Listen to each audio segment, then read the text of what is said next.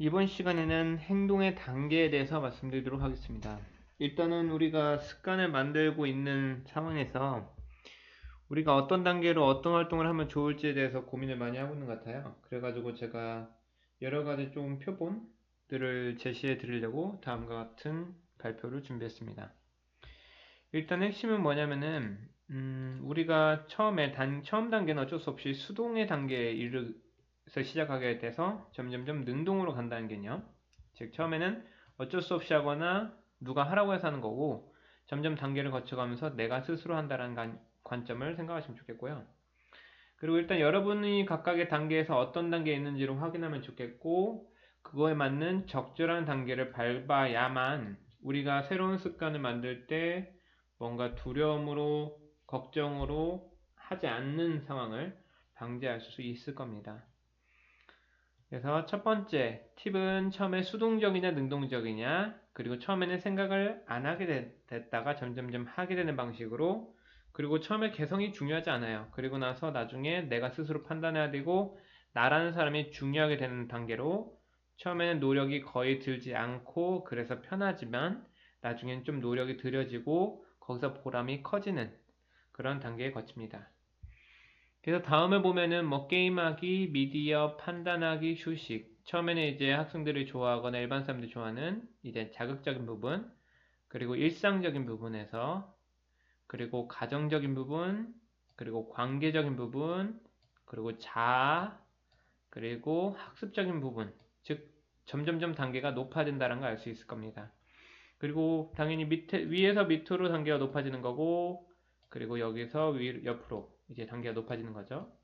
그래서 여러분들께서 보시면은 뭐 게임하기는 뭐 여러 게임을 많이 했던 사람들은 알 거고 미디어랑 관련돼서도 나중에 우리가 50분 정도 수업이나 이 클래스를 제대로 듣거나 아니면은 인문학 강의를 듣고 싶은 사람들은 당연히 그 전 단계들을 충분히 밟아가야 되는 연습이 필요하겠죠. 근데 아무래도 쉬울 때부터 진행할 때는 재밌어야 된다는 게 전제 조건이겠고 그리고 많은 학생들이 요즘 이제 제가 많이 코칭을 해주는 것 중에 하나가 판단하기입니다. 그래서 판단하기의 가장 시작은 우리가 삼시세끼 메뉴를 결정하는 거고요.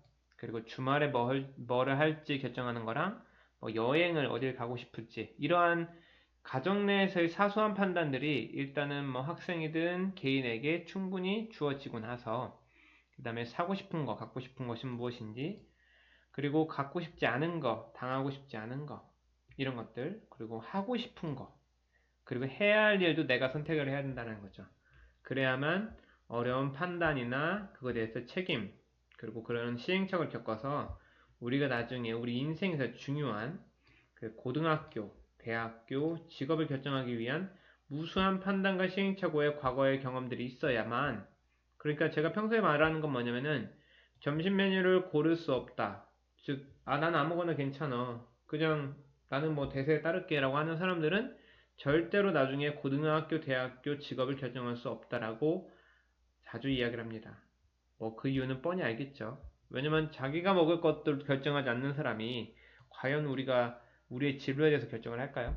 우리가 좋아하는 것에 대해서 결정을 할까요?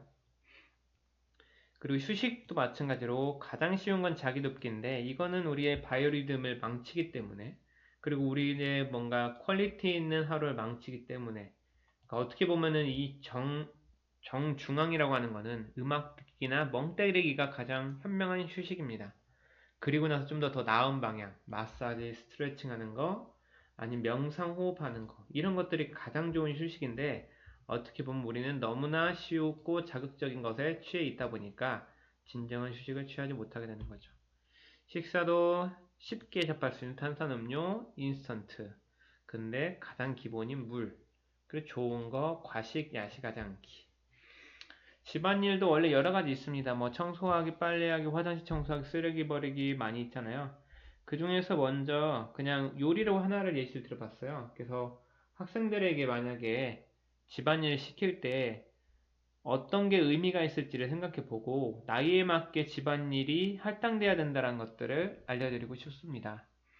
어렸을 땐 그냥 받아 먹어도 되는데 뭐 7, 8살 되면은 짐을 들거나 심부름하거나 해야 되는 거고 그리고 미세근육이나 전체적으로 뭐 싱크대 이상 키가 크면은 아이들이 설거지도 해야 되겠고, 그리고 확실히 이제 안전적인 부분이 해소가 된다고 하면 식재료 손질을 하면서 가족의 활동에 참여를 해야 되는 거고, 결국에 아이들이 많은 사람들, 뭐 몇 인분 음식 만들기, 거기서 어떤 사람들은 취향은 맵고 짠 것을 생각하고, 그리고 식재료 간의 뭔가 컨비네이션, 조합 같은 거, 이런 것들을 고민하면서 직접 음식을 만드는 것들이 우리가 전체 체험을 하는데 상당히 유용합니다. 운동하기는 평소 많이 언급했으니까요. 그래서 평소에 매일 고정적으로 운동하는 거. 관계나 대화도 상당히 중요한 부분인데, 뭐 인사, 일상 대화를 먼저, 즉 뭐가 재밌었는지 학교에 대해서 많이 물어보고 답하는 것이 시작이고, 거기서 여러 가지 학습한 부분에 대해서 주제를 다루고, 거기에 깊은 대화라는 것은 뭐 자녀에 대한 대화일 수도 있고, 부모의 과거에 대한 대화, 이런 깊은 대화들이 오고 가야만 뭐 그 서로의 상황에 대해서 이해하고 공감할 수 있고, 그리고 서로가 지켰던 약속을 이제 잘 준수하게 되는 거죠. 그리고 생각을 표현하기 자체도 중요한 부분인 건데, 말하지 않는 거 제일 쉽죠. 근데 한편으로 감정적으로 표현하기도 상당히 쉬워요. 근데 제일 시작이 언어로 말하는 거, 그리고 언어로 말했던 것을 서로가 적어보는 거, 적어보고 그것이 뭐 일기로 쓰든지 아니면 글로 써봐서 내가 말했던 것을, 표현했던 것을 다시 기억하거나 상기시켜보거나. 독서도 무조건 뭐 말같이 전문서적을 바로 읽으면 좋겠죠, 학생들이. 그런데 그런 게 아니라 일단 앉아야 되고, 앉아서 재밌으려고 하면은 무엇이 재밌겠어요, 뻔히. 중학생 같은 경우는 평소 책을 안 읽혔다고 하면 만화책 먼저 읽어야죠. 그 다음에 이렇게 글자가 좀 늘어나고, 그리고 글자지만 재밌는 거, 그리고 나서 자기의 분야의 전문서적을 읽게 되는 거죠. 학습도 마찬가지로 다음과 같이 이렇게 돼야 되겠고요. 학습 효율성도 공부를 한답시고 해서 무조건 공부하는 게 아니라 처음엔 강의만 들을 수도 있는 거고, 읽고 정리하고 설명하고 누군가에게 알려주기, 이러한 단계들을 통해서 여러분들의 단계를 확인한 후에 그 다음 단계가 어떤 단계인지를 확인하시기 바랍니다.